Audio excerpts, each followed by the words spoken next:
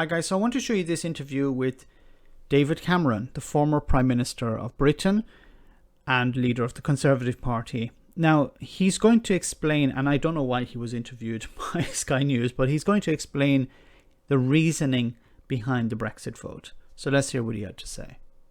I could see, and I've written about this extensively in my book, that partly the single currency had changed the EU quite fundamentally.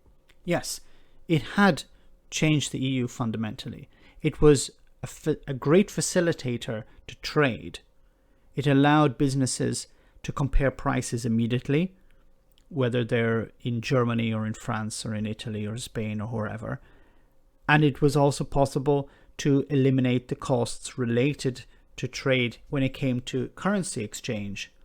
So this was a huge benefit to trade within the European Union. I think the single currency has been a huge success. And that change was happening in front of our eyes. And we had to confront this issue of how to try and either find a better place for the EU, for Britain within the EU, which is what I think my negotiation achieved, or take a different path. So he's trying to say that there was the possibility of trying to find a better position for the UK within the EU or to leave. Now, to take a step back here, it's almost within some people's eyes in the EU, it's actually better now that the UK has left. Things are actually able to move a little bit faster because the likes of David Cameron and his government and his party and Eurosceptics generally in the UK, they were attempting to block progress. They have left and the rest of the European Union have moved on. Now, I lament the loss of the UK. I think it had an important role to play within the European Union. But on the other side of all of this, things are starting to move a bit faster. And that required a referendum to do that. Now, as I say, you can disagree with that argument, but it was an argument that was properly had amongst senior ministers. It was announced, it was discussed, it was debated, it was voted on in Parliament. I think received an overwhelming majority of MPs from all manner of parties. Now, this is the problem with this is that he's saying, yes, politicians debated whether to leave the European Union or not. And then they handed it over to the public. And then the public voted on it. But the problem, and I've said this since the beginning, this was not the responsibility of the public. This was the responsibility of politicians. In a way, they outsourced this responsibility to the public because they didn't want to get blamed for it. And the problem with that is that the public were not informed correctly. There should have been a committee set up, an independent body set up to explain to the public what leaving the European Union meant. They should have talked about the UK's role within the European Union, the European Union's role within the world economy, and what leaving the European Union would mean economically, socially, and politically to the UK. But none of that happened. What you had people like David Cameron, who, was not fully on board with the European project. And on the other side, you had Nigel Farage, a charlatan and a liar, who was good at selling his snake oil to the public. That was the options that you had. There was no independent body explaining to the public in a transparent and objective way the benefits and the costs of European membership. A complete shambles. And for that reason, many people decided, I'm going to give the government a bloody nose by voting against the government's position, which was to remain in the European Union. Punish the government because I don't like them at the moment. We've gone through years of austerity and we want to get some revenge on the government. Here's our opportunity. Many people didn't understand what the European Union meant and the UK's role within it. So it was completely wrong, in my opinion, to offload this responsibility onto the public. And you also have to remember that the public are not surrounded by experts and advisors. Government are, and for that reason, it's government's responsibility. They get paid lots of money to make these difficult decisions. It was put in a manifesto, a government was elected on it, and we carried it out. And like the great democracy we are, when a decision is made, it is then implemented. Now, of course, I wish the result had gone the other way. I think there was a path for Britain to stay in on an amended basis. As I said before, I don't think this was the case. I think things have actually moved faster since the UK has left. The Tories in particular were always blocking EU progress, using the veto on numerous occasions and generally resistant to change.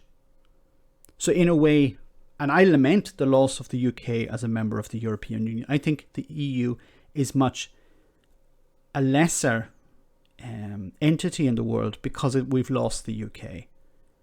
But on the flip side of that, in a way things are able to progress a bit better without someone blocking it at every turn.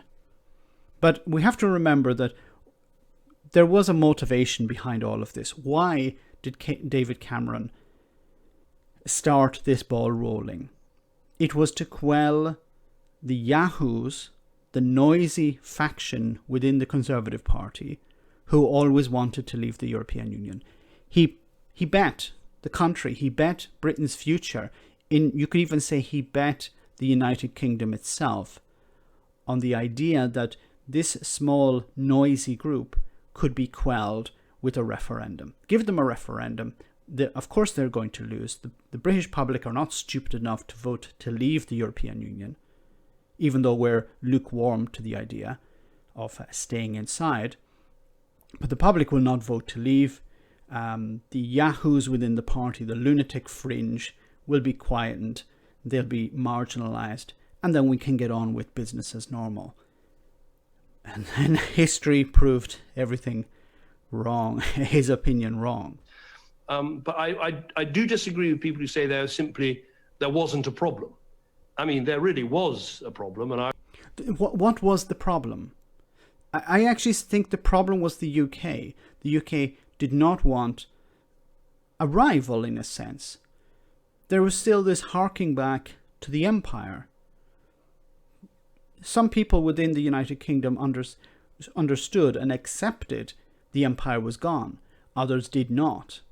And they saw, in my opinion, the growth of the European Union as some sort of counterbalance or competitor to the British Empire. But the British Empire doesn't exist anymore. But in their minds, it still existed. Or it was dormant and it would sometime come back. And we don't want the European Union gaining power, becoming a superpower in a sense in the world, because that would thwart the return of the empire. I was confronted with this quite early in my premiership over the issue, for instance, of bailing out Eurozone countries. Now, Britain's not part of the Euro. We shouldn't have been asked to bail out Eurozone countries. And problems like that were coming back and coming back. And that's the issue. But these are not issues that the ordinary public care about. They're issues that politicians care about. And at the end of the day, bailing out other countries was an act of solidarity. If one part of us sink, we all sink. It was a way of maintaining solidarity. But if you have someone who doesn't want to play by the rules, if you have someone in your team who wants to be independent in a sense and doesn't want to go in the direction the team want to go, then of course they're going to complain and they're going to try to create obstacles. And for example, chipping in to make sure that the entire team is protected. If you have someone who doesn't want to do that, of course, it's going to create conflict within the team itself. And in a sense, perhaps, and I'm conflicted with this idea, perhaps it was better at the end of the day for that team member to leave. I say the development of the single currency changed the nature of the organization that we were a member of, and we needed to find either a better, more certain position within the EU, or we needed to take a different path. So at the end, it comes down to, in his eyes, the single currency. The single currency was the deciding factor. Either we go along with the single currency or we leave the European Union. I think this was a ridiculous point of view, and I think he's actually trying to cover for the reality, which was, I have a section within my party, a small section, a small noisy section, that is willing to bring down the government if necessary, if they can, in order to get their way. But we've seen over the last number of years how the ERG can never be satisfied. They don't have any real long-term goal. All they're interested in is short-term power. And they're willing to back one politician against the other. They're willing to throw a prime minister under a bus in order to get their way. And sadly, David Cameron listened to these people and gave them what they wanted. Let me know in the comment section, guys, what you think. As always, your comments are greatly appreciated. Thanks a lot. I want to say a big thank you to all of my patrons. You ensure that this channel continues to exist. I'm eternally grateful for all of your support. If you join Patreon, you will receive instant access to our Discord server, where we have both audio and video chats. You can chat with me and other patrons, where we discuss important and non-important issues. Becoming a patron per month costs about the same as a large coffee, so why not check it out?